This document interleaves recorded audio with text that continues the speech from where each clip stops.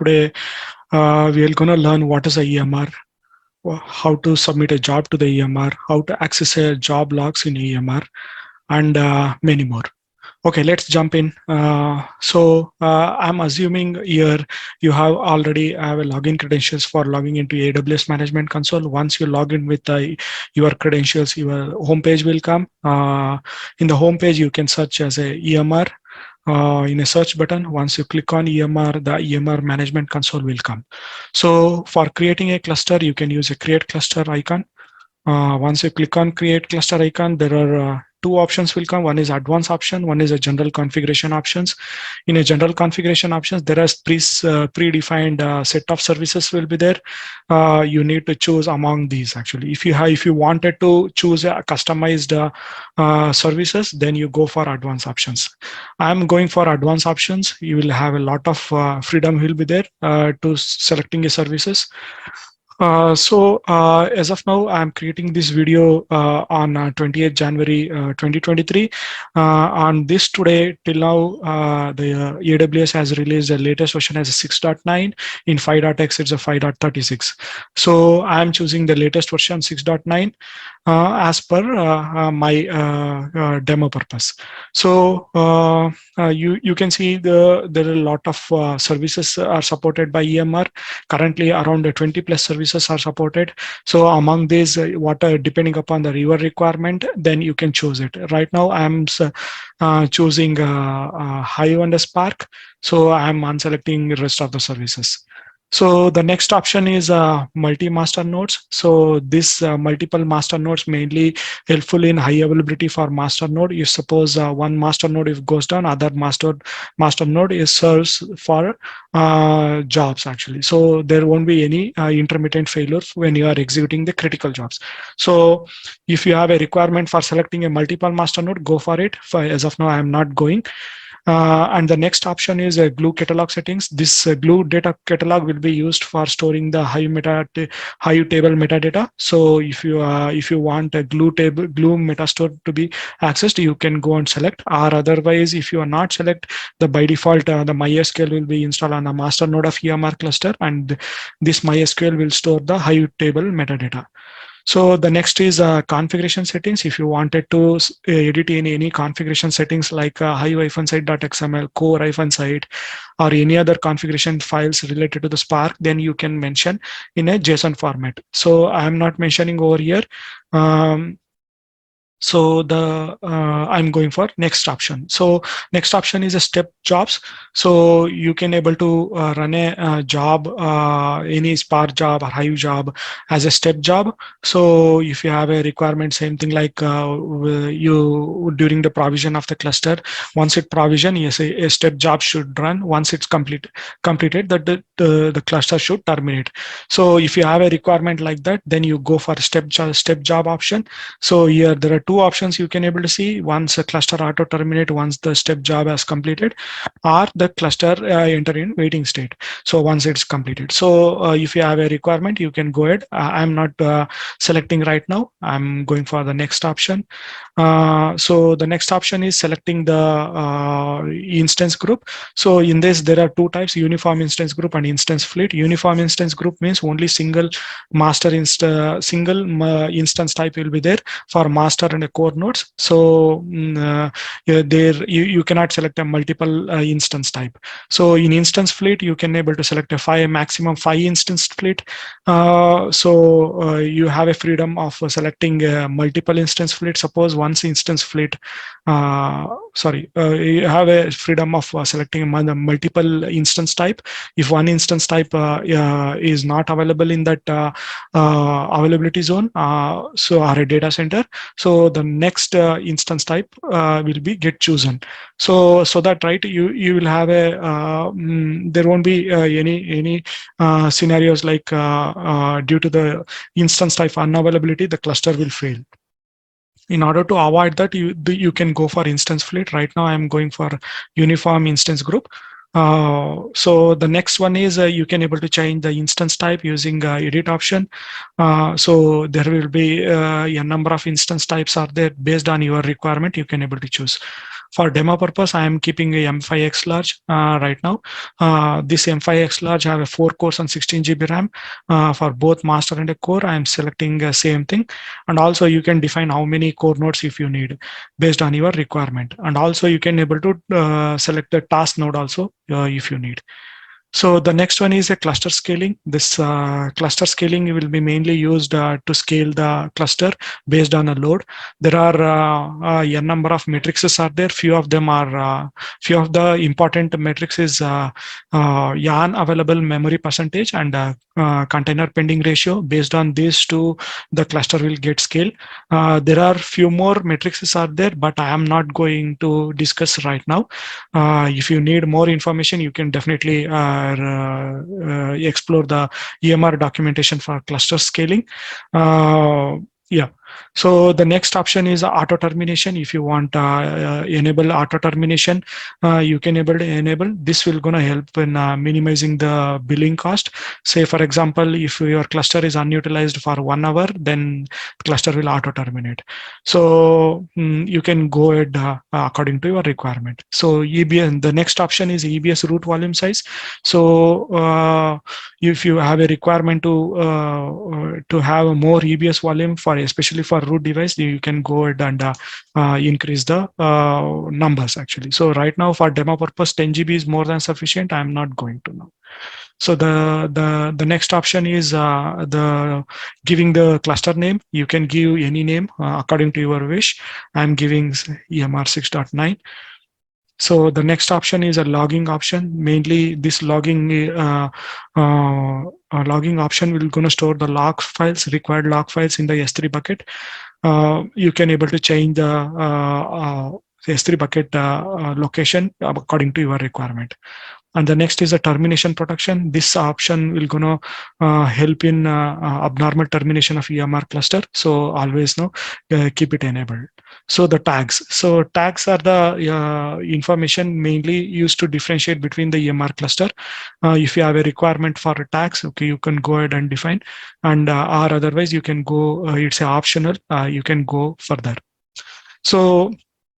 And the next option is EMIs.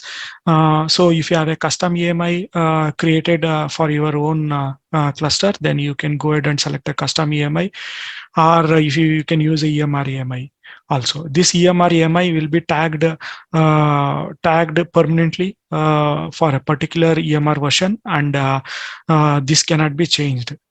So whatever the available version, you can able to choose it. So the next option is bootstrap actions. So bootstrap action mainly used whenever if you wanted to install a customized library while provisioning a cluster, so that once the cluster got provisioned, you can able to use it readily. So say for example, if you wanted to install a NumPy library or Pandas library while provisioning a cluster, then you can go ahead and mention the bootstrap action over here. So the next, you need to select the EC2 key pair. EC2 key pair mainly used for logging into the nodes. So these key pairs will be available while you need to create the EC2 key pair using EC2 instances. So normally it will be available. So whatever available, you can go ahead and select the EC2 key pair. So the next option is security configuration. These security configurations are explicitly defined outside of EMR cluster provisioning. The mainly like encrypting the S3 bucket with the KMS keys, or specifying a SSL certificates during cluster provisioning. These type of security configuration you can able to specify over here. So the next one is EC2 security groups. Then normally by default, there are two security groups will be there, the master security group and slave security groups, mainly used for providing incoming accesses. So the next one is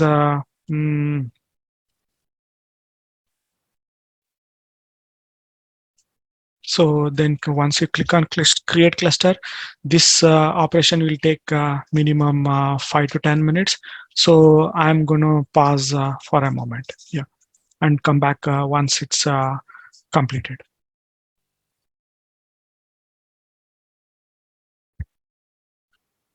Okay, cluster is ready. So once cluster is ready, we can get a lot of information from the summary page. You will get a cluster ID, creation date, how much time it took, and then what's the cluster status right now, cluster waiting for to run steps, and then termination protection, this public DNS of a master node. This will gonna help in logging to the master node. And then persistent user interfaces. So we can use this user interfaces in accessing the logs, Spark UI logs, yarn time server, and then security access information. So you can able to see the security login credentials, your login key we have used, and then EC2 instance profile, EMR role, and then a security group for master and a core node, and then release information. And also you can see the EMI release version, and then we're going to see the network and hardware where the subnet information you can able to see where this cluster got installed. So the coming to the next tab, application user interface tab. Here you will get information about web UIs, resource manager web UI, Spark history server web UI, and HDFS name node web UI. And then coming to the next is a monitoring. Right now it's all empty. So because we have just installed the cluster, so the all graphs are empty. And the hardware section, you can able to see what all the hardwares we have selected, instance type we have selected for core and a master node. And the configurations tab, we can able to see what all the configuration we have selected while provisioning a cluster. Right now we can see glue catalog we selected as a Hive metastore. And the events tab, we can able to see list of events got triggered. Right now we can able to see EMR cluster creation event has got triggered. And the next step tab, we can able to see nothing right now because we didn't added any step job during cluster provisioning. If at all, if you had any step job, you will gonna get a status over here. And bootstrap actions, right now we are not added while cluster provisioning. So if at all, if you mention any bootstrap actions, you will gonna get information. So coming to the next, we're gonna log into the master node using a public master public DNS, and then we're gonna try to submit a job. So I'm gonna close the whole sessions which I have used. So I'm gonna search a putty. So copy the master node, master public DNS information, and then paste it on session. And in SSH under auth, you need to mention the key, EC2 key pair key. Then you need to go for click on open. So once you accept dialog box, then click on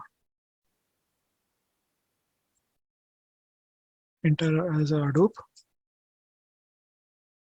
So it will gonna log in. So once you logged in, you can able to submit a sample Spark job. So here I'm gonna using class SparkPy, and the jar is a Spark examples.jar. This jar you can able to access in this location. This jar is pointing to the Spark example 2.12, 3.3.0, Amazon 1.jar. So we will gonna execute command. So by default, this Spark submit is gonna execute on a client mode. So we will gonna wait until the job completes. So right now is in accepted state. So once it's a transition to running state, then the job will run. So the job has completed and pi value is roughly 3.1.114. So the job has completed. So coming to the next is how to access the logs. So through Spark WebUI. So in order to access the Spark WebUI or Resource Manager WebUI logs, for more information, you need to enable SSH tunnel for this. So go to the application user interface and you will get a resource manager link. So once you copy from the application user interface, copy into the Chrome. Okay, somehow didn't copy. Let me copy once again.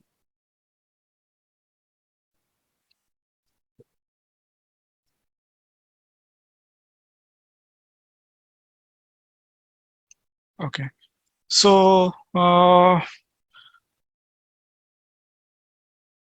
once you're trying to access, it will gonna display as error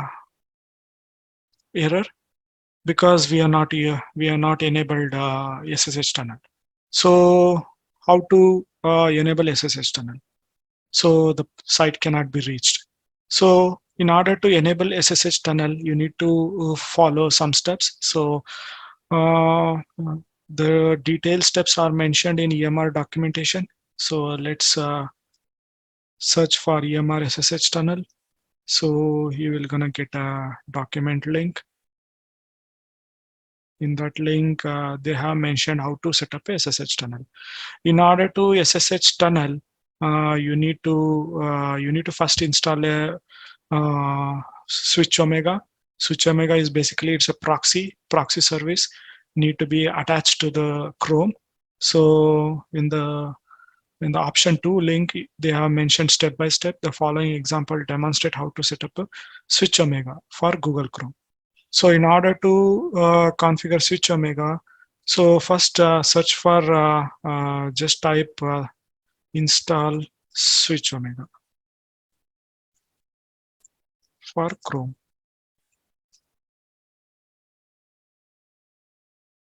So click on this, then it will go for proxy switch omega, add to the Chrome, add extension. So it will come like this. So you just skip guide. So then click on a new profile. So go to the document once again. They are mentioning step by step. Let me show you. So once you install, click on new profile and enter EMR socks-proxy. Give and enable a pack profile. Click on create. So you need to replace this pack script with the whatever the script mentioned in a document. So copy this and then paste into here. Then save it, apply changes. Once you apply changes, then your SOX proxy is ready to set up a SSH tunnel. So once done, that's all. So you close this and then go to the EMR console summary page and click on enable SSH connection. So here for Windows, you need to follow some more steps. But if you are using a Mac or Linux, you copy paste after setting this switch omega, proxy switch omega, directly you copy paste into terminal. But I am using Windows right now. So I'm going to copy the information, host information, and then go to the putty and then click on new session and paste over here and go for SSH, mention auth, EC2 key pair, and then go for tunnels and then mention as 8157. 8157 and then enable dynamic. So then click on add, then click on open.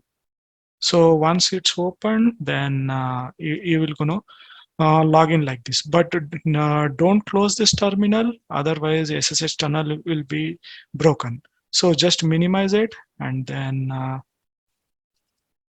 try to access the Resource Manager WebUI. So now try to access this Resource Manager WebUI and then let's see whether I can able to access. Okay, let me see proxy switch omega. Okay, select EMR socks proxy and then try to access once again. Yeah, so now Resource Manager WebUI is displaying. So you can able to see the application which have just submitted Spark PyJob. And if you wanted to access the logs, go to click on the application and then click on the logs.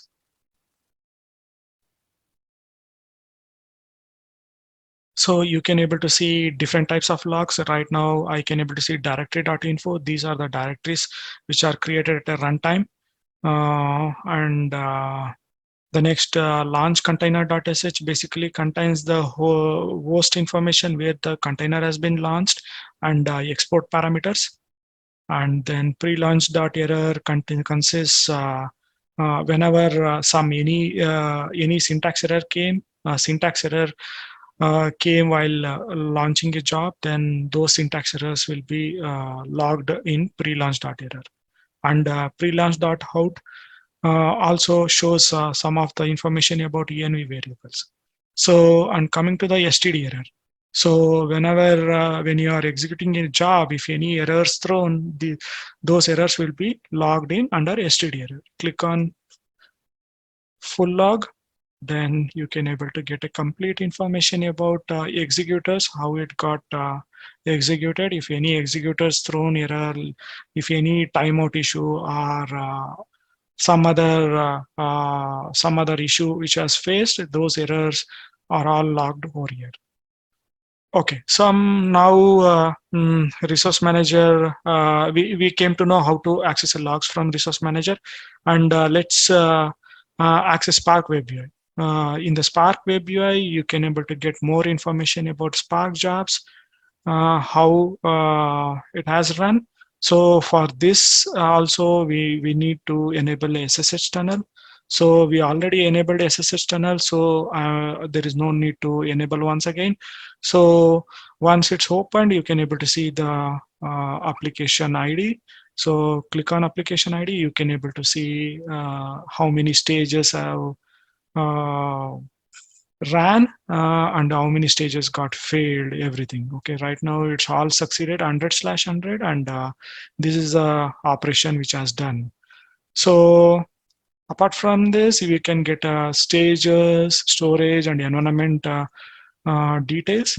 So these are the parameters at a runtime. It has considered by Spark, so you can able to get information what are the parameters it took. And executors, see how much time each executors took. All this information will be available here. So apart from this, you can able to get Spark event logs from the HDFS location. Okay, seems it got disconnected for me. What I'm doing, I'm trying to restart a session. Let me relog in.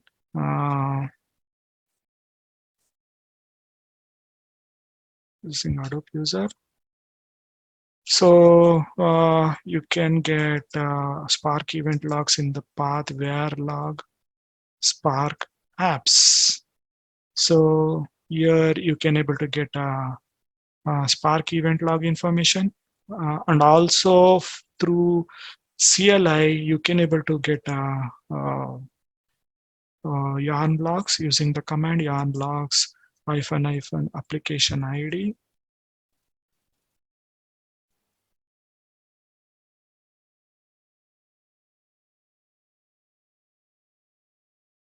Then you need to provide application ID. Application ID, you can get it from earlier, whatever submitted. So, okay, so I have done some mistake. What is that? Okay, D capital. Okay, let me type a small letter D. I is a capital and D small. Okay, so here we go. This is how, right, you can able to access a yarn logs through CLI. So that's all. As part of this video, we have learned how to create a EMR cluster and how to log into master node and how to submit a sample py job and how to access resource manager URL and how to access Spark WebUI. Hi, that's all as of now. So subscribe to my channel and like this video. Okay, bye bye.